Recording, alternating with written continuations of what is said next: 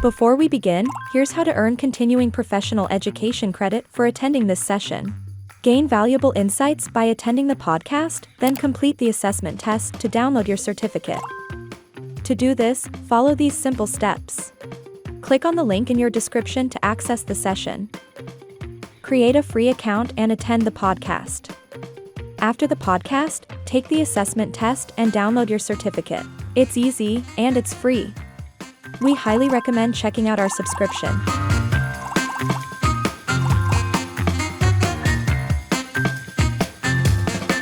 Let's get started. Ooh, nice. I really like that. Now, you talked about, there's a financial side and then there's the operational sides and so many things that happen. And oftentimes when these are happening, we need to make sure that both of the teams are aligned, especially when everyone's chasing valuation or investor buzz. So how do you make sure that these teams remain aligned while everything is going on? Well, in startups, especially where we invest in pre-seed and seed, it's often the same like 5 people that have to be tactical and operational. And then, okay, now we're having a strategy meeting and everybody kind of resets their brain to be top level. So from that perspective, I think whether you're one person multitasking or you have different teams, that line of communication is incredibly important to make sure you don't get stuck in the details of the operational day-to-day. But you also aren't pie in the sky and untethered to reality, just going, for your hopes and dreams. It always has to make that connection. And from a finance perspective, in finance, we love a monthly or quarterly cadence. I think that's really critical. I do with a lot of my startups. I mean, if you can do it monthly, great, but at least quarterly, have that check-in that ties what has gone on operationally in the business. What does our sales pipeline look like? What is how is our technical product roadmap? Have we achieved those things? How are we doing on lead count? I mean, any element of the business, bring your operational results and tie that back to the strategy at least quarterly, where you're kind of doing that. Are we getting to be where we expect it to be or where we want it to be? Are we on track? So you work every day in the operational, right? And you're just like heads down and you're executing. But at least quarterly, you've got to pick your head up and make sure you're heading in the right direction. Yes.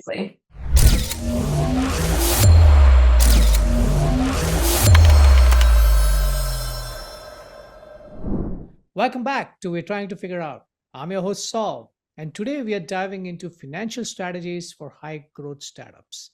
My guest is Janelle Gorman, the CFO at York. Janelle has a background that spans Oracle, DYN, TRM Microwave, and now York, where she is helping startups navigate growth, finance, and mergers and acquisitions. Janelle, it's great to have you here. Thanks so much for having me. I'm glad to be here chatting with you. Absolutely. Now let's start with your journey. You've gone from public accounting into corporate finance and now into the startup ecosystem. So what pulled you in that direction? Yeah, it's a great question. I think, once you get a taste for something, you start to follow the thread of things that you like. And that's what happened for me for the startup ecosystem. So out of college, I did, public accounting because that's what you just have to do to get the CPA license. And from there, 4 years into that was a great part of my journey, but I knew it wasn't the end game. It just wasn't quite dynamic enough for me. And I got lucky to find a really cool high growth company locally that was in the internet infrastructure as a service space, high growth. And from there, once I started there, I was like, this is just addicting, that high growth, fast paced environment. Interesting. And I find it fascinating because so many finance leaders, they're literally stuck to corporate roles, but you took that leap into startups where things are less predictable, but maybe more exciting, right? So Yeah. what is it about York IE that resonated with you and your philosophy as a CFO? Yeah, it was kind of that evolution of that loving to impact and influence high growth that I started when I left public accounting and kind of have gotten deeper and deeper into all the way into joining York. So the founders for York IE are all guys that worked at Dyn, which is the internet infrastructure as a service company that I worked for. So when they started York, I guess it was about 5 years ago now, it was in 2019, 6 years ago. I was like, that sounds fantastic. Take me with you, right? Because I had gone from public accounting and CPA and audit to like all of these cool topics of international expansion, sales tax, getting into quarterly audits, new product launches, new software implementations, hiring, system build out, like all of those cool things. And they had done all of that from their seat. So Kyle York as chief revenue officer and Joe Raska as in his work in corporate strategy, Adam in marketing, they had all done that at Dine. And so they were like, we've learned this kind of, we're good at it, because that was a great exit. It was a great company. We've learned this kind of by doing it. Let's go on and help other companies do what we did. And so similar to them, that's how York IE was built and ingrained in the philosophy of York IE. That's what I was drawn so much to York IE, is because I wanted to do that same thing from a finance perspective. So it took them about a year. As you mentioned, I was at TRM Microwave, in high tech manufacturing for about a year. They weren't quite ready to bring on finance day one, which is fine. I'd advise I'd advise my clients the same. But then I joined them, and the rest has been history. So it's really just that, good people making a difference, hard work paying off. The work that we do, is high impact, and it's really rewarding, albeit stressful, though. I'm sure we'll dig into that part of it Yeah, too. absolutely, no doubt. I can understand. So, when we talk about stressful, let's talk about startups, because growth can be a roller coaster, right? So, what are some of the biggest financial blind spots you see startup founders run into? Yeah, I mean, that's number one, is growth is a roller coaster. There is, and maybe for some, I shouldn't say nobody, but almost nobody gets that smooth, linear up into the right path of growth. That's just not how things go. I always say I love to learn, I love to know things, but I hate learning them, because learning requires failure, and I hate to fail. Um, that's so true in a startup, right? No matter how much you know, you're still learning about what is this company going to do? What's the impact going to be? What customers will we reach? What our products be? And so inherently in any learning and any growth, there's going to be failure. So the first blind spot is thinking that it's going to go perfectly. And that, Yes. you have to face the hard truth of things are going to go wrong. And so you kind of have to pick your battles and be resilient and ready to rebound and pivot. At any time and at all times almost. Yes. There's kind of a double-sided, um, edge to that, though, where because things are changing so much, we often in startups can get to best effort goals of like, well, I don't know Yeah. what it's going to be like, and I know it's going to change. I know it's going to be really hard, so we'll just do our best and see where we end Yeah. up. And Right. that's very tricky. So on the one hand, I'm saying you don't know what's around the corner. And on the other, I'm saying like, but you have to plan for something. So you don't just have this best effort. And that's a really hard thing to do, which is why startups are so high. But it's critical. And so from a finance seat, managing that from like kind of a capital perspective, what do you say yes to? What do you say no to? How long do you try something before you quit and, pivot? Um, that all can be very tricky. So blind spots financially everywhere, for startups, but facing hard truths is huge. It is huge. It is huge. I think borrowing or maybe lending money to somebody is, I think, a lot easier than actually starting a startup and then going through this uncertainties and then expecting a result, because it's complicated. There's so many Mhm. factors that affect this. And Yeah. I often and I often hear that founders, they are underestimating the burn rates, or just being too Yes. optimistic with the revenue projections, right? So Yep. do you see that too? Do you want to earn CPE credit? Take this course of MyCPE 1 to earn free credit. Click the link in the description to get started.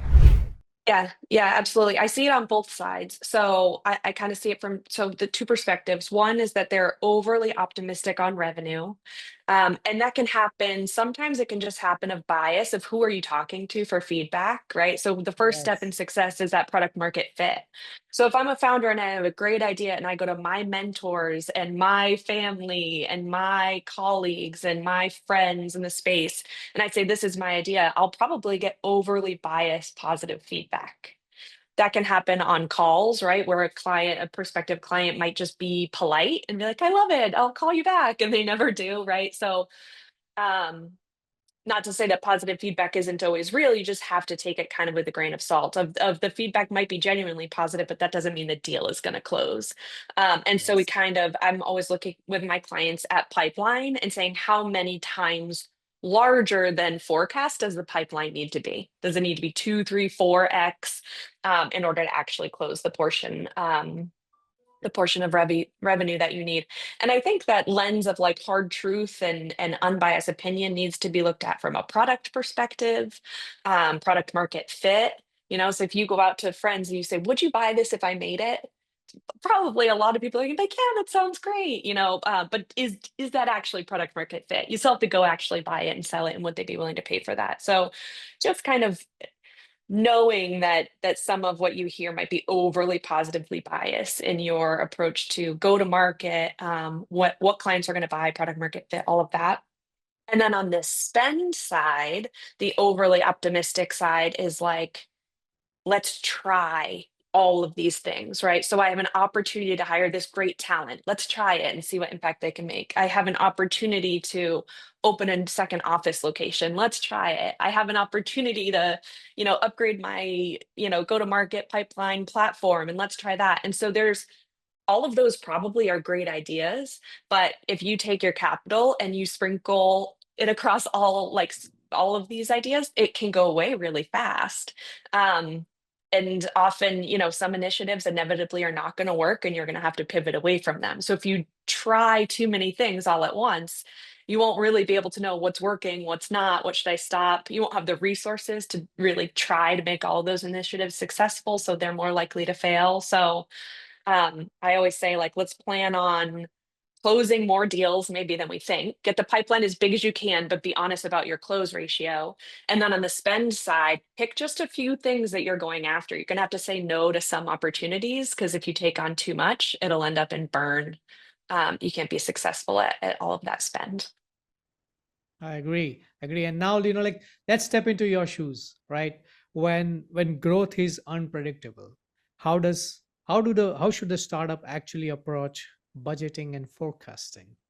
Yeah, that's a great question. And it's not even necessarily startups, but any high growth is going to, is going to be more and more unpredictable. But startups, you have no history to start from, right? So there's no trend analysis to continue on. That's the hardest thing. So I like to first start when we don't have a history or trend analysis to follow. I like to first start with strategy. So what are we trying to do as a company overall? This is going to be all of your leadership team coming together to say, what is our strategy? What are our priorities for this year? What does success look like qualitatively and quantitatively? And so once you have that, then you can line a forecast to say, okay, based on that strategic qualitative successful roadmap, let's do a quantitative forecast to say, can we actually achieve this? Yeah. Let me plug in the cost of the headcount that everybody said they wanted, and the cost of the trade shows that marketing says they want to go to, and how many sales reps I need, and what their commission would be. And then let me top load the target of what ARR might be at the end of the year. And in my financial forecast, can I build a bridge of all of those inputs to actually make a smooth path forward? Now, that's not likely going to be the path that you follow exactly, because, reality is always changing. But we first at least need to prove that what the leadership team thinks success looks like is quantitatively possible in a financial model. So that's always where I start. Yeah. Yeah, I like it. Proof of concept is Yeah. necessary. Yeah. All right. So when it comes to scaling, and you also certainly talked about it. Cash flow is everything, right? So how do you balance that tension between managing cash tightly and investing aggressively in growth? Yeah. It's a great question. And I think we have to talk about think about the cash inflows too when we think about, okay, well, Yes. what are we comfortable spending? Because it's not everybody has to be bootstrapped, right? So you don't just have to be limited on what you can spend by what you earn. Could be debt Yeah. financing, could be equity financing. Those are all very important levers that folks need to use in the startup environment. So it's funny talking here because we don't know exactly who's listening. We could have a founder that's really aggressive and is like, I'll raise 10 million and I'll plan to burn it in 3 years and let's see what, and if I need to raise more, I will. There could be other listeners that are like, I don't want to raise any money. I'm so scared because valuations are crazy. Your debt is really burdensome, and I'll just bootstrap this, the whole thing. And so every time I'm advising founders, I want to see where they're inherently at. Like, what is their appetite for fundraising and risk and dilution? Because that actually makes a big impact on then what can they burn.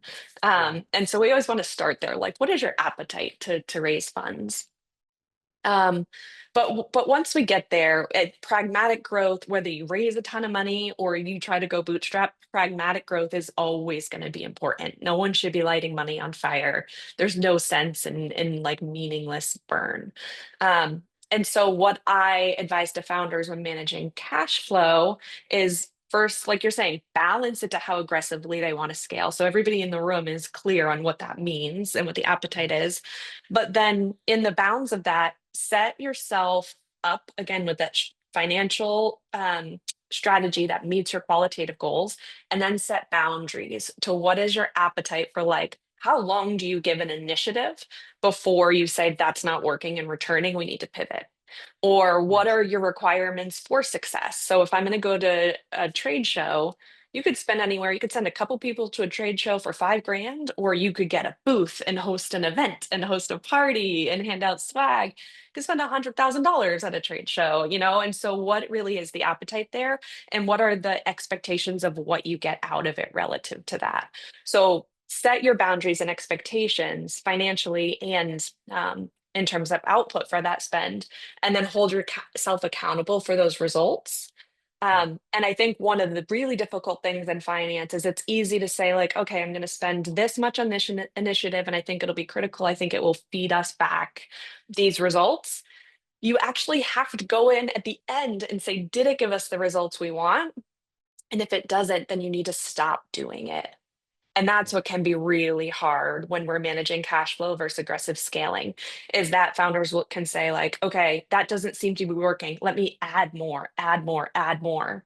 And so they just end up increasing burn in this like search for something that's going to give the appropriate ROI without stopping the things that are not giving the appropriate ROI.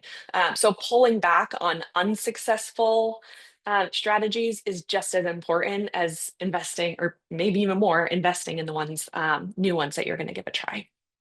I love it. I love it. The way you put forward, it's so tactical, all right? And it's actually the truth. That's exactly how it's supposed to be. But Yeah. let's put in some practical tips here. All right. So what are some key metrics that every startup or a growth oriented leadership team should be tracking week on week, or I don't know, probably month on month? Yeah. Um, yeah, the more cash they have, the less frequent maybe they have to do this. Definitely at least quarterly. If you're like, oh, wait to the end of the year and see how it shakes out, you're going to be in trouble. If you're running a really tight ship and you've got the time, weekly's great. Monthly tends to be where most companies are going to land. So I like to always be looking at cash runway.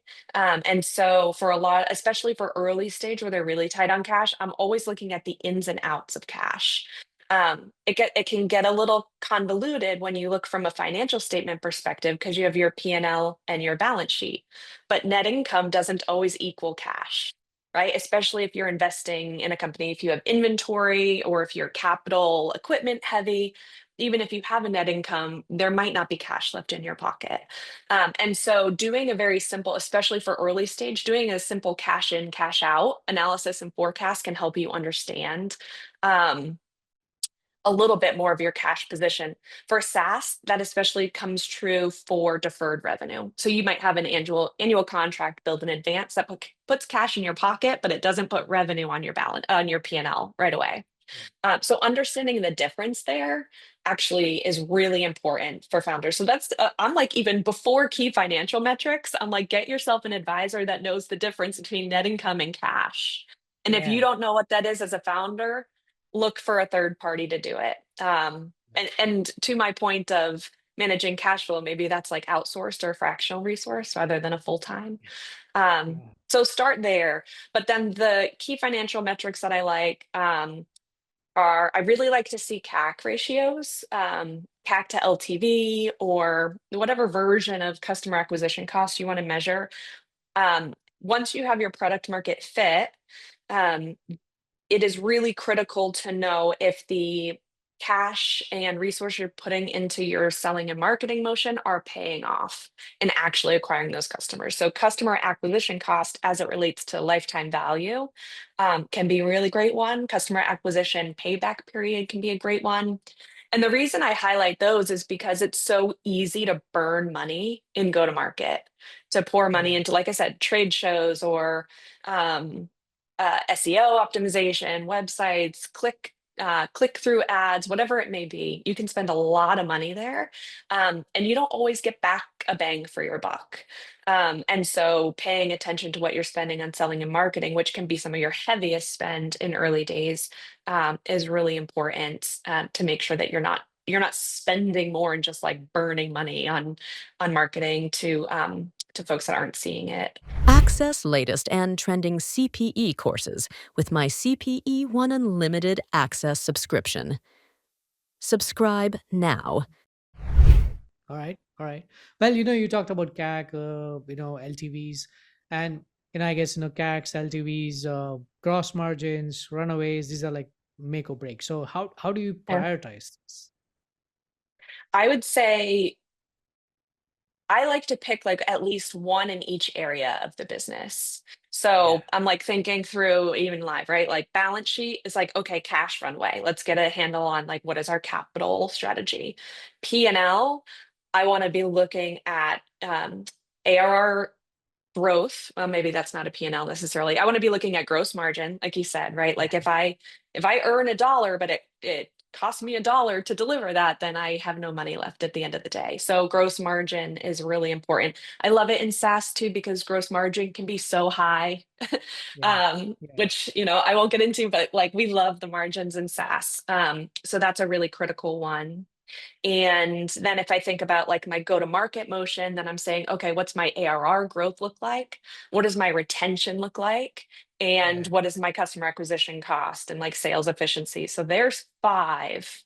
Um, that I think are really, really important. That maybe you can even just start with those five. So you want to make sure you cover all the bases.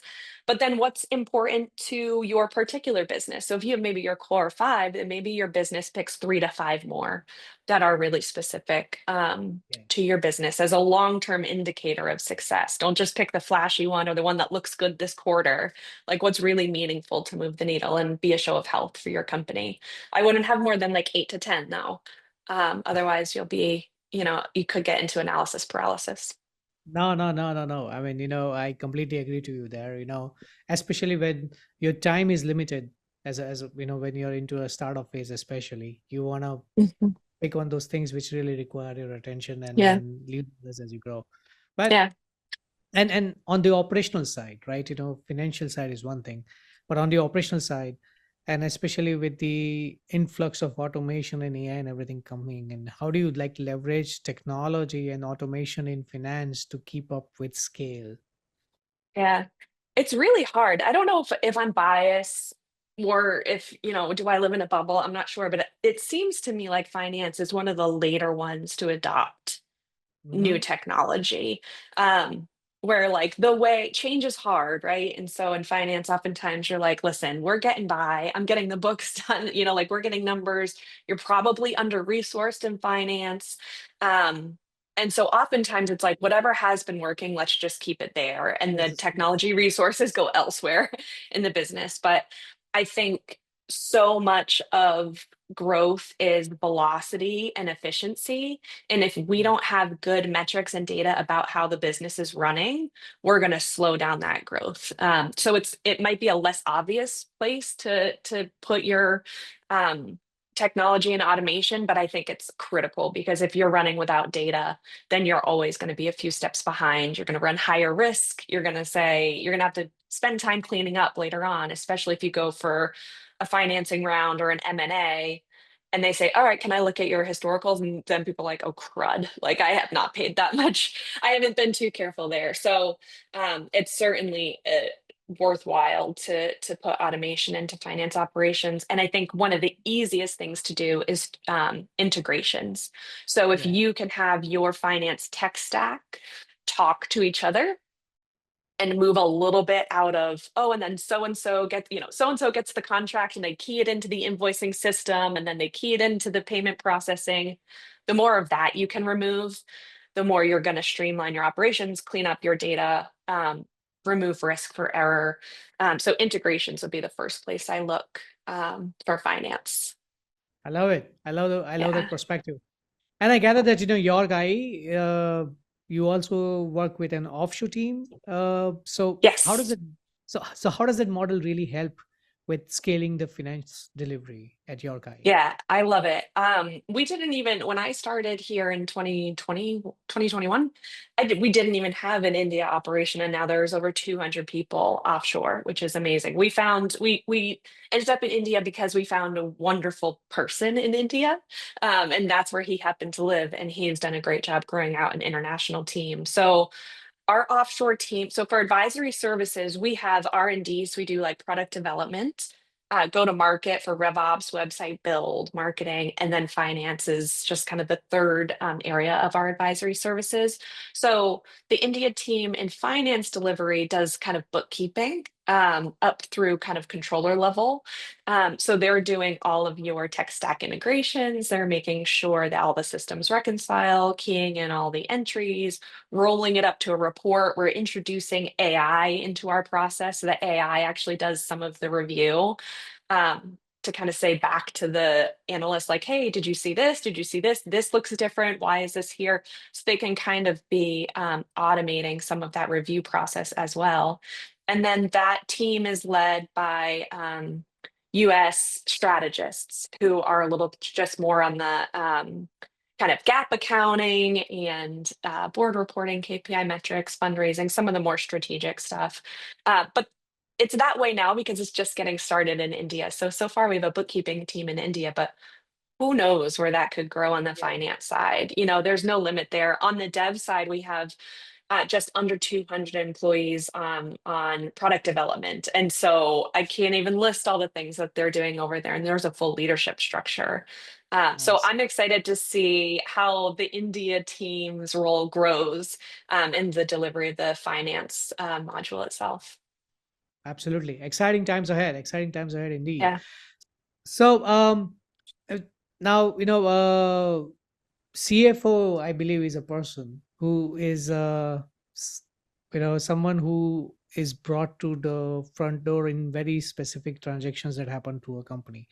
Now, many of the listeners who are going to be thinking about raising capital or even being acquired one day, which is a very high probability with the way the profession is going, the accounting profession is going. What does a CFO need to have ready before stepping into those conversations? Yeah, that's a great question. And I mean, the answer is like, ideally, the CFO would be always ready for those conversations. Like you're in the elevator with someone, they're like, hey, I'd love to buy your company. And you're like, well, yeah, I mean, well, let's talk.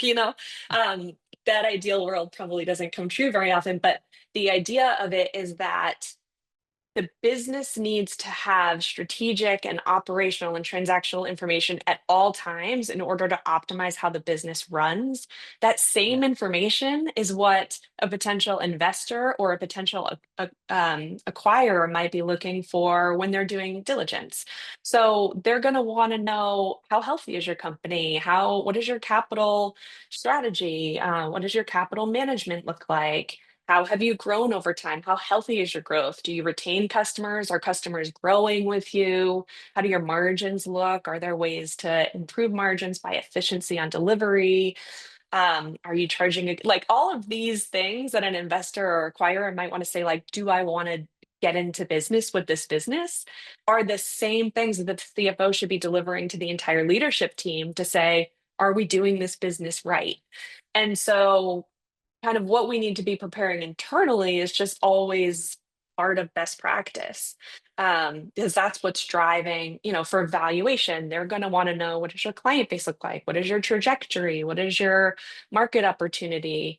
Um, an investor or an acquirer wants to know if they spend money today, will it make them more money in the future? Right? Like at the end of the day. Yeah. And so as CFO, our job is kind of to look at the past and frame what we think the future might be based on what we know has happened and based on what changes we think we might need to implement in the company throughout the organization to make the future better. So it's all the basics of like, what's your standard monthly financial package? So P&L, balance sheet, statement of cash flow. What does your analytics look like for your bookings report? So all of your ARR growth, churn rate, retention rate, lifetime value, all of those models are going to come into play. What does your forecast look like? So they're always going to want to forecast. And, I'm not sure that I don't even have at all times a 5-year forecast ready, but I surely have a 12-month forecast ready at all times to say, what is the future going to look like based on everything I know today? Because I'm learning something new every day. And so maybe quarterly is the right cadence for that deeper dive. But if an investor is interested in May, I should only have to look back to March for the Q1 close to say, like, here's some of the deep dive. Now, I'm not trying to be overly rosy. I understand diligence is a huge amount of work, and you're not always going to be in diligence. But being prepared before seeking new funding or entering M&A conversations, those are the kind of things that you want to know, because you should be able to defend, here's what my value should be. Here's the amount of capital I want to raise. Here's what I would spend it on. All of that strategy is really like an ongoing thing that you should be talking about with your leadership team. True, true. And when it comes to mergers and acquisitions, in fact, I've seen too many decks uh, that are like all vision, but they're light on numbers, or the other way around. Hmm. So, Yeah. I mean, like for me, it just kind of seems like magic is in balancing all of it. So, Yeah, so I how do think when we talk about it too, like I was saying before, even before I make a financial forecast, I want to know what the strategy is. So then I yeah, can say like, okay, I got it. Let's go do that. How financially, from like my perspective, how's that going to happen? And that's what every leader in the company should be doing, right? Your go-to-market leader should be like, okay, from a go-to-market, how am I going to make that happen? Your product leader, okay, what does the product need to do to make that happen? And that's where we like align on strategy, then divide and conquer on like our own superpowers to make it actually happen. Um, nice. that's what a pitch deck really should be talking about. So strategy first, story first, but it should be all supported by numbers throughout. So where you hear this really compelling argument and you don't even actually realize, wow, there's a lot of data points in there. On the back end of that, like really beautiful deck that we all worked on together, I probably have like 8 spreadsheets or platforms or whatever I'm using to get this data together, but you're just pulling out of all those details, what's the takeaway, what's the impact, what's the story I tell. Yeah, And then keep in mind too, like once a pitch deck goes well and they're like, that sounds great, I'd love to learn more, those like 2 finance slides and whatever other finance facts are spread throughout, they're going to say, show me the data behind that. Like, where did you get that number from? And so it yeah, better not just be like, oh, well, it was double, double, triple, triple, triple for ARR, like with no plan to actually what your go to market or whatever to do that. So when I'm doing slides for our clients, because we support in finance and M&A, so we might help them with their deck. By the time they get those 3 slides, there's weeks of work and like spreadsheet upon spreadsheet, tab upon tab, detail upon detail that all worked its way up there. So that when an investor or acquirer is saying, I'd like to learn more here, we're ready to go to fire off at the detail level. nice. I really like that, and I think that's very crucial. And everything that you're telling, it kind of speaks volumes about all the conversations that you had with so many people. Like you heard this, you've seen this for too long, all right? Yeah. I know it is. I mean, because it's funny, we're industry agnostic, right? So we, especially from our investment thesis, so on the advisory side, we're really supporting technology companies at all stages when they're high growth. But on the investment side for our funds, we're very specific to B2B SaaS. But even within that, we have education technology, we have seafood, we have like pool management. I mean, you name it, it's all sorts of things. And so um, really, we can take this same conversation, whether I'm talking to someone, that's selling fish on one conversation, and then the next is selling to educators.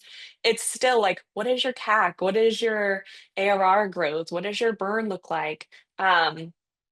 That's the beauty of SaaS, is that, a lot of the finance and the language and the problems that folks are stumbling into are all the same, regardless of who they're actually selling to in the industry. And that might be why I love technology so much, because I get to work with folks that are into all sort of like organic foods. I mean, like, you name it. It's like, what are you working on? And it all kind of fits into this same business model and financial model that makes it really fun. Nice, nice. Now let's talk about leadership for a moment, right? How's your leadership style evolved as you moved between startups and large companies? I think I get to have more fun with startups. Like mature companies. I mean, it's really just this, and not Yeah, even from finance, but in my experience, like at a large company, you can work on this much of this huge company. And at a startup, you get to work on this deep of, this small company. And that's much more interesting to me, because there's so much more influence and impact in everything we do. And we're enabled to see the big picture. It can be very hard to see the big picture and your impact on it at a large company, which some folks are like, great, yeah, tell me what to do and I will stay here and I will do that very, very well. But that's not me. As you can tell, I'm a talker. I will like, what are we up to? What are the next things? I'm excited to like then go and do next steps. nice. Um, so my leadership style, I think it suits it better for that, because it's a lot more like roll up my sleeves. I'm still getting in the numbers and in the weeds, and the work. Um, we have to have fun while we're working. We spend too much time working to not have fun. Yeah. We have to celebrate wins, but we also work really hard. So um, I All hope right. I hope it's a good match for the for the startup world. I think it is. Absolutely. I agree to you. It is a good match, and that's really enlightening to know that you're. I see that change. Startups. I rightly agree. Lot that you can do for whatever you have. Large companies, that specific. The pond is the ocean. you know. Yes, yes. So, what's one lesson you think every CFO that's working in a high growth company should learn early on? I think it's just an appetite for change. So things are always going to be changing. And as I mentioned too, like in the finance world, sometimes we can get stuck into like, on day one, I do this. On day two, I do this. On day three, I do this. And on day seven, here's your financial close package. And then I wait till the next month and I do it again. That's not that's not startup mentality. That's not CFO mentality, really, because CFO has to be strategic. So Yeah. um, supporting high growth companies, you need to know that your job is to help financially support the company to reach its strategic goals, and not Yeah. just to report out data and numbers. Like, we are here to influence change, to help really drive the company to strategic outcomes using our own superpower, which happens to be finance, just as Yeah. every other leader needs to use their superpower to drive to strategic goals. So kind of keeping that horse before the cart and having strategy drive your finance is really important. And then, gosh, like, just things are always changing. It's taken me, I still have to remind myself, like, things will always be changing. So don't think for a moment that like there's a set it and forget it. Yeah. And maybe that's true for every role in high growth. Yeah. But we need to be proactive about what are the changes, whether something's changing and we wish it wouldn't, but it's going to, and how are we going to address it? Or something needs to change and we have to be proactive in making that change. Um, if we can get ahead of change, seeing it coming or pushing it along, that helps CFOs to be way more impactful. I agree too. I agree too. And finally, what's next for you and your KI as the financial and tech landscape keeps changing? Yeah, I'm really excited about the future. So, as I mentioned, we started this in 2019, and a huge portion, a big primary part of what we're doing in our world is investing. So we have a portfolio of startups, as well as alongside the advisory clients that we work with. The maturity is kind of like at least 5 years, right, for any of those to be paying off. And so we're really starting to get to a maturity ourselves as a company now, 5 years in, our portfolio companies 5 years in, and we continue to deploy capital. So we see them at all stages, but our team is bigger now. Like we're really getting to this point where we can be very, very impactful. And as I guess there's a theme, right? Like impact for us is really fun. So our ecosystem is growing with PE relationships, co-investor relationships, partners, and we're just getting involved in really cool big projects, really cool ecosystems, players. We're watching our founders be successful and grow and evolve and reach these stages that are really, really cool to see. Um, AI is being incorporated really quickly here. Our team in India and on the US side is tremendous in building out our own AI tools, but also adopting what's coming out new. So the stuff they're building is just so, so, so cool.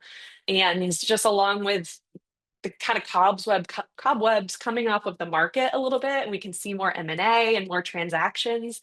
That's leading our portfolio to have some really cool markups and transactions, and also leading us the ability to potentially do additional fundraising so that we can deploy more capital as these really early stage that we started with get to be more successful. We want to continue their growth with them. So lots ahead for York IE, and it's a fun time to kind of anticipate all of this good news coming.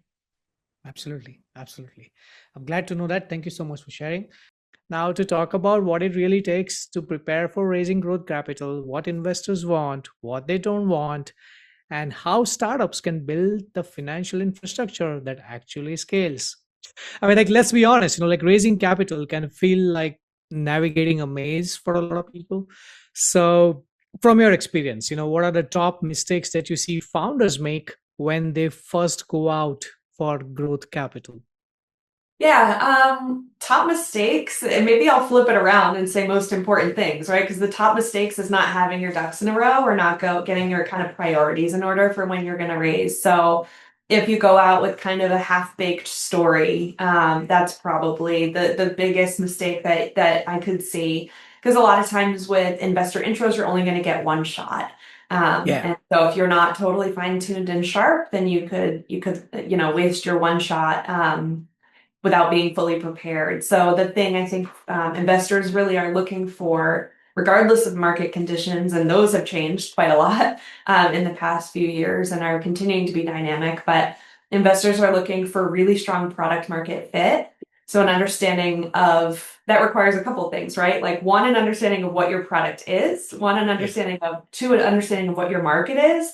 And like the third is really how those are going to come together and work together. So you're not just building something that you think is very useful, or you're not trying to go solve a market demand and you actually don't know how to solve it. You have both things, a product that is really functional and works, and also a need that the market has in a total addressable market that makes sense for something that's really high growth that an investor would want to be a part of, which simply said is just, are there enough people out there to buy this thing to make it a meaningfully sized company, even if you can only get a small part of the market?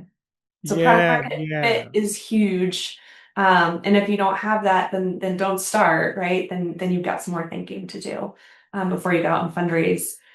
Obviously I'm biased to finance. So from a finance perspective, I see folks going out and asking for fundraising with aspirational figures rather than with a plan.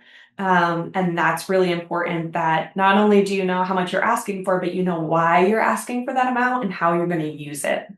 Rather than just, oh no, and 10 million sounded nice, or I only want a certain amount of dilution or whatever it may be. So really thinking deeply through your financial plan before you fundraise is critical. Well, you know what, Janelle, if I was being honest, the things that you're telling me, to the people who are listening into this podcast, I wouldn't be surprised if somebody listened to your podcast and took all the pointers together, worked on it, and I eventually end up seeing them on Shark Tank or something. Because That'd be awesome. That would be awesome. Imagine if they mention this podcast, as we're watching Shark Tank one day, that'd be amazing. Oh my God, that would be crazy. Well, that's a dream. That's a dream. But anyways, I mean, I'm not here for that. But the thing I like about you is, like you always like to break down some technical terms as well. Like you talked about the total addressable market, also known as TAM, and then you also talked about the product market fit. Now, oftentimes a lot of people think that, okay, isn't that the same thing? But I want you to like break it down for those that really factor, because how what those things are and how those factor into the investor decisions. Yeah, absolutely. So your total addressable market, just think of what is the world out there that may buy your product, that may become a subscriber of your company, right? So as a small example, we're talking at York A about some of our partners, and we found one partner that we think is a really great fit. We're like, oh, should we build all of this stuff around this one partnership? And then we realized there's only about 10 firms of that particular scope and size. And we're like, well, if we go out, our total addressable market for this particular use case we're thinking of is only 10 times. So is that worth our effort really to build out this particular infrastructure? And so we said, no, probably not, because we're going to max out at a pretty small population. That's just an example from my world about your total addressable market. So, but what you're trying to answer really is how big is the group of buyers that may want this solution? And the bigger that total addressable market, the more you might be poised for success, because you could command only 20% of that total addressable market as the supplier of choice or service provider of choice and still make X dollars in revenue. So it's kind of a way to quantify your potential impact in the market and how big your company could get based on the product you're offering today. Product market fit is very similarly related. It kind of ties together that market concept with your product concept. And because we're software, we do a lot of work in product. We have a team, actually our own team of almost 200 engineers working on product for our clients. So what the product market fit is saying is, does your product, your software platform in my world, actually address the need that your total addressable market would want to buy? And so you might try to think of an example, but here's a not software related one, right? If you are going to a place largely dominated by vegetarians, I was just in Ahmedabad actually, and many of them are vegetarians. If I'm going to go and try to sell cheeseburgers there, I'm going to have a very poor product market fit because my product is meat and my market is vegetarians, right? So you're wanting to make sure that the thing that you are building and selling actually meets the need of your market so that they're going to buy it, they're going to like it, they're going to expand with it, they're going to keep it. And so it has to have that fit, which of course evolves over time as your product roadmap evolves too, but it's that critical first step that people are really going to want to buy this thing and keep buying it in a subscription format. All right, this sounds really great. And we are living in actually an era, like you're focused on, you worked a lot with SaaS based products and helped in all levels. You've been at the investors and you've seen a lot. Now I'm pretty certain you must have come across a lot of pitches and financial packages where the top line numbers would look like really good. But then still, as an investor, there are certain things that would instantly turn them off, even if the top line numbers look good. If I were to ask you that question, what are some red flags that would instantly turn the investors off? What would those be? Yeah, great question. There's a few things that come to mind. First is financials that are aspirational, especially based on trends. So you might hear one of the paths to like unicorn status would be double, triple your ARR in the first 5 years. So if I were to review a deck and I would notice that the ARR was exactly double, triple, I am pretty confident now that that's aspirational numbers rather than realistically based on their product and go-to-market strategy. Maybe not, I could be wrong, right? But that's a first red flag that I'm going to look at and say, talk to me about how you're making these ARR assumptions and how you're really building that. Nice. A lot of what I look at is ratio analysis for where they're deploying the capital, right? So use of funds is one of the things that I really talked about being important in your pitch deck. In early days, while you're getting and remember, we're investing in like pre-seed seed. So sometimes we're investing pre-revenue. Yeah. if you're showing a path to revenue, like initial revenue that's super fast, I'm going to have a red flag to say, like, how are you going to get to market that fast? And without any history of go-to-market performance, how are you making those assumptions that you're going to be able to get that traction that fast? So I'm probably going to want to see from a financial trend, R&D is going to be your biggest area of spend in early days where you're investing in the product. And that's usually what your first fundraise is for, to go out and actually build this product. And then once your product kind of is at that phase where it really, it's like beyond MVP, but it's like you can really go out and sell this thing. Now I want to see a spike in your sales, in your selling and marketing expense, because that's what then makes me believe, okay, you can go get this revenue because that's where you're investing your spend. And then those trends might start to normalize in the later years. So I'm going to look at where your spend ratios are going in those early days. And I think the third thing I'll say, I always like to give three things. The third thing I'll say that is a red flag for me is if somebody is going to give me like a 10-year forecast. It's no way, right? Like we don't know what's going to happen in 10 years, at least in this space, right? Like we're a high growth startup. I'm actually, it's almost like the weather report, like the farther it goes out, the less likely it is to be accurate. So even 5 years, I'm like, ditch the 5th year. That's all aspirational, right? What's going to happen in the next 1, 2, 3 years? That's really where I'm going to focus my attention. Right. The near growth, this is where you see it. All right. Nice. I like that. And look, this is going to happen. So let's say a startup comes to you and says, we're ready to raise. What's the first thing you check? Well, the first thing I'm going to do, I'm going to point behind me, is go through that wall and talk to our CIO, Joe Raska, because he and his team are the experts here, really. So from a finance seat, I dive deep into the financials strategically and tactically. But that team is the team that really looks into who's on the team, who's the founder. What does the technology look like? What is the market? They're validating total addressable market. They're validating the founding team and their kind of ability, really, like, do we believe in this team to get this done? Because startups are incredibly difficult. So it's always a team effort. You need a lot of perspectives, not just financial, even though for fundraising, you're looking for money, right? Like that's the end game. It is a financial ask. There's so much more to it. So we're always going to be kind of pulling a team together. But a pitch deck should be fairly short, right? You should have like 12 slides, not more than 20. Sometimes they're just so long that you should be able to flip through. I want to flip through the entire thing front to back to get a full idea of what the pitch is and what the ask is. There's no one page I'm going to go. I mean, I'm going to go to the finance page because I'm biased, but each page is critically important, each aspect of the business. So flip through the whole thing. Absolutely. And now, let's get into your world, the financial, because, financial metrics also make a big deal.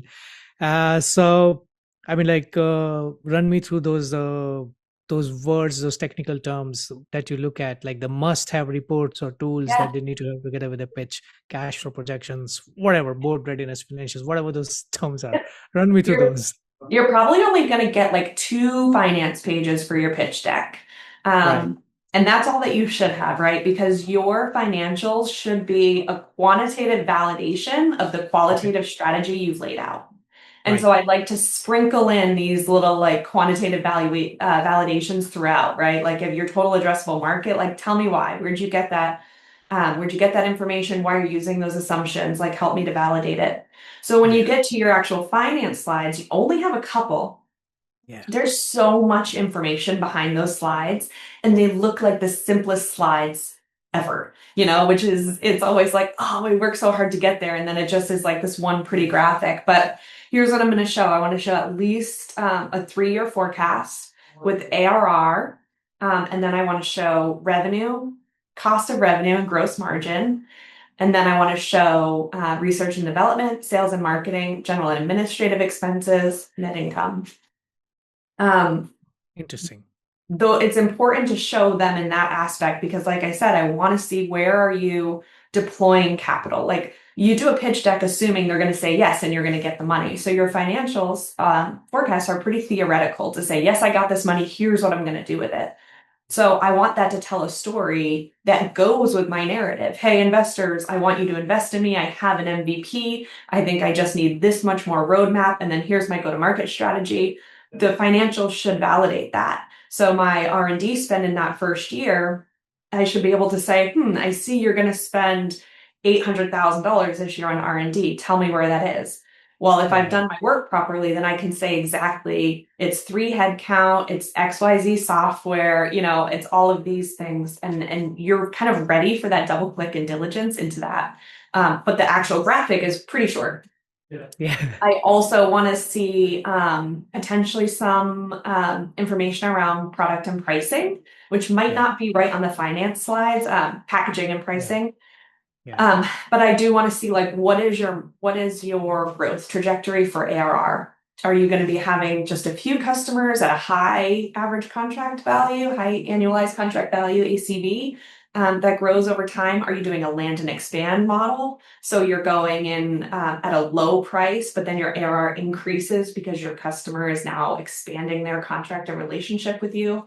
So I want to see, not only do I want to see, yes, ARR grow, of course, but what is your go-to-market strategy behind that? So you might not see that exactly in the graphic, or maybe you see a simple version of it where you have SMB clients and mid-market clients and then enterprise clients. You have it broken out in buckets, but I want to make sure that you're ready to talk about your go-to-market strategy, your product and pricing, your land and expand strategy, all to validate what that ARR is going to do. Ooh, nice. I really like that. Now, you talked about, there's a finance side and then there's the operational sides and so many things that happen. And oftentimes when these are happening, we need to make sure that both of the teams are aligned, especially when everyone's chasing valuation or investor buzz. So how do you make sure that these teams remain aligned while everything is going on? Well, in startups, especially where we invest in pre-seed and seed, it's often the same 5 people that have to be tactical and operational. And then, okay, now we're having a strategy meeting and everybody kind of resets their brain to be top level. So from that perspective, I think whether you're one person multitasking or you have different teams, that line of communication is incredibly important to make sure you don't get stuck in the details of the operational day-to-day. But you also aren't pie in the sky and untethered to reality, just going, for your hopes and dreams. It always has to make that connection. And from a finance perspective, I love in finance, we love a monthly or quarterly cadence. I think that that's really critical. I do with a lot of my startups. I mean, if you can do it monthly, great, but at least quarterly, have that check-in that ties what has gone on operationally in the business. What does our sales pipeline look like? What is how is our technical product roadmap? Have we achieved those things? How are we doing on lead count? I mean, any element of the business, bring your operational results and tie that back to the strategy at least quarterly, where you're kind of doing that. Are we getting to be where we expect it to be or where we want it to be? Are we on track? So you work every day in the operational, right? And you're just heads down and you're executing. But at least quarterly, you've got to pick your head up and make sure you're heading in the right direction. Yes. I like it. I like the way you put it. That makes so much sense, and it's a good wake-up call to this podcast, that, oftentimes that happens that, you're so much engrossed in the weeds, but from time to time, you should have that option to get out of there, look at things from a bird's eye view to make sure that you're going in the right direction. Yeah. I mean, and 3 months goes by so fast. Usually I'm like, oh my God, another quarter end, but you got to stick to it. It's worth it. The other thing I'll say is in startups, when you're doing it right, you're going to have a lot more opportunities to choose from than you can actually take on. So you have to be very careful as you set your strategy at the beginning of the year. And I think annually is the right cadence for a strategy reset. When things come up, don't just say yes and follow the shiny object, because you will be derailed from your goals. Be very careful at what you say yes to for opportunities as a startup, because there is a lot more to be done than you actually can do for time, for resources on your team, for money. And if you follow shiny objects, then you could waste those precious resources and run out, right? The biggest killer of startups is time and money. You just run out, or you can raise again, even if you were doing the right things. They weren't aligned to your strategy and they didn't have the right ROI. By following even what seems like a really good idea, you could derail your company. So being really careful at what you say yes to is critical. And that's what you kind of get in that 3-month strategy look. Like, all right, are we doing the right things? What should we take on? What should we leave behind? Where should we pivot? Awesome. Awesome. I really love it. Really love it. That's what I like about you, Janelle. You're so practical. And and I really love that. And since we're talking about practical, let's talk about real world. From all the stories that you had, would it be possible for you to share a success story of a company that you've worked with that went from not ready to raising successfully? Yeah. And gosh, I've worked with so many companies, and I'm gonna kind of like blend some of their stories even to make a good example while keeping them anonymous. But um, almost, well, I shouldn't say almost I'll say so many companies. The majority of companies that I work with are balancing such a fine line of thriving and failing. So cash always is kind of right on the cusp of like, are we investing enough to grow as fast as we can? And oh my gosh, did we do too much? We got to get some like receivables in the door, or we've got to get another, like we got to start raising our next round. That I want to say balance, but it's not even a balance. It's like a tug of war almost between how fast can we grow and how safe do we want to be on capital is really, really challenging. And I've seen companies at all sorts of stages where we're like, okay, this week we have this much cash. We need to get this from this customer. We need to pay this to these vendors. And we're managing it so very carefully. A lot of what the difference is in remaining successful is, again, that like discipline of getting stuff done, but keeping your head on a swivel, picking up your head to be strategic, always looking for opportunities and deciding what to say yes to. But so much of it is also just staying in the fight, to like keep up that balance. We kind of survive another day, get through the next milestone. And in early days, one customer, one client, one contract can make such a big difference in these startups. And so I've seen time and time again where founders are just pulling their hair out, like, why is this so hard? And then they win the client, or then they secure it. They've been with all these investors that say, no, not a fit, not a fit, not a fit. And they get one that says, I love what you're doing. It's exactly what we're looking for. And they get the fundraising check. So nice. It is, that's really the story that I think resonates, and why I love startups so much, because it's not easy. Like sometimes I pull my hair out, like, why am I like in startups every day? It's so stressful.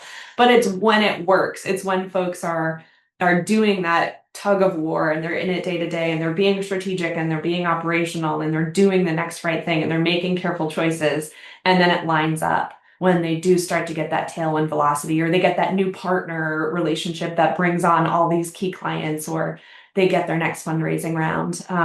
It's just staying in it, keeping your head open for options, knowing when to say yes, knowing when to say no, and keeping at it.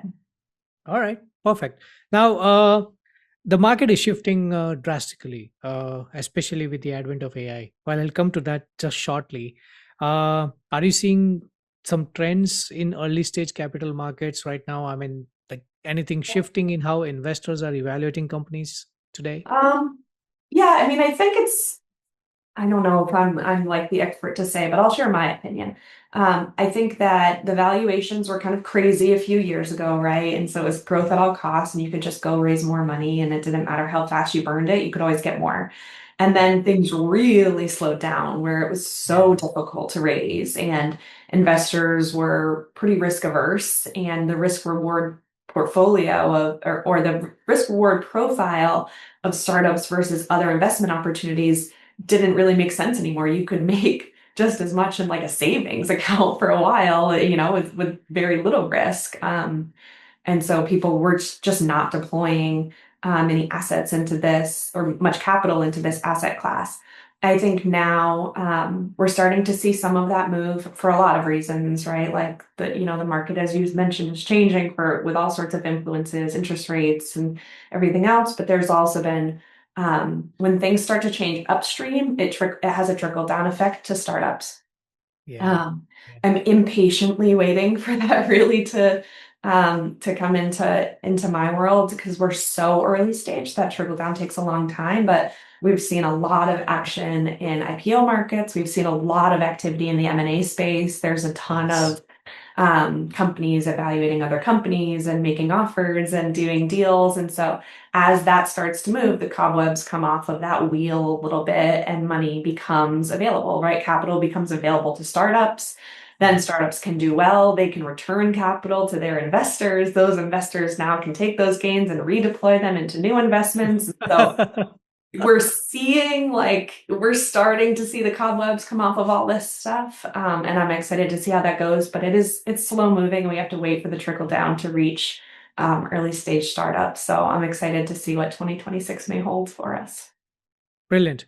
And I'm just asking you because you're at the front ends of a lot of deals, so it's purely your opinion and understand it, but I still like it because I think you bring very practical experience. So I'm just curious, has the rise in AI or offshoring changed how companies are positioning themselves to investors? Are you seeing that reflected in their cost or scale plans? Yes, absolutely. It's almost like you can't avoid it at this point at some level. Even if they're not at their core an AI company, we are investing in software companies. So to not leverage AI is a really big mistake. There's no like kind of pride in being like, we do this the old school way. We're entirely manual. It's just a matter of how much are you leveraging it? Is it actually a part of your product? And we're kind of when we're evaluating companies, and I would imagine most investors are thinking this too. It's not are you using AI, but how are you leveraging it, and how are you evaluating risks? How are you evaluating opportunities? Almost a whole SWOT analysis on Yeah. AI. How are you bringing it into your product? How do you make sure that it's stable, a solid foundation to build on? Because we're so early stage, a lot of what we're looking for is a solid foundation for mega growth. Yeah. Because that's what when we're so early stage, that's really where we're investing at. And so when AI is going to be an integral part, maybe of your product, if not certainly of the way that you build your product and operate your company, we're looking for that really solid foundation. I've read a lot of articles about kind of AI companies themselves just having insane growth, so big, so Yeah. fast. And, Yeah.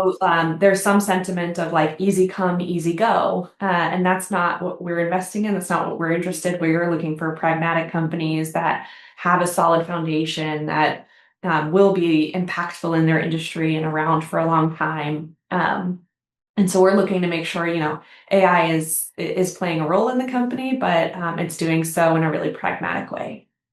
I love it. I love it.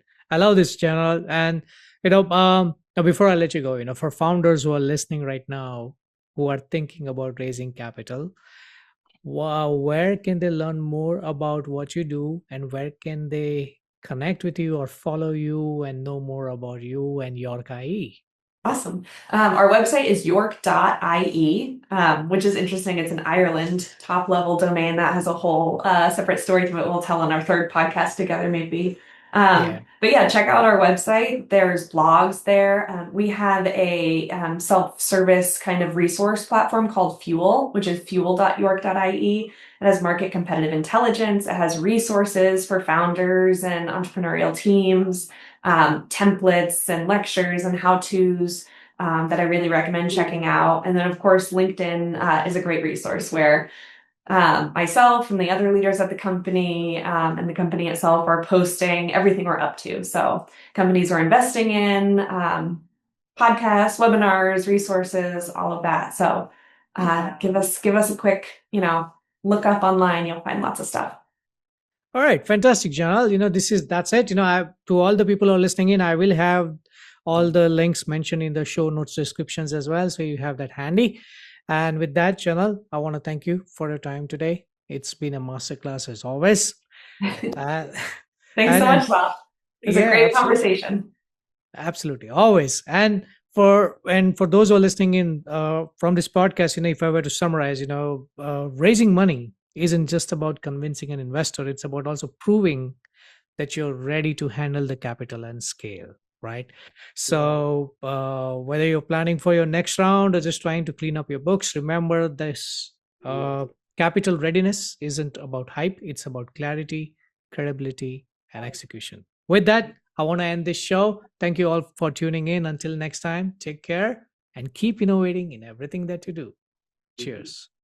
Access latest and trending CPE courses with my CPE One Unlimited Access subscription. Subscribe now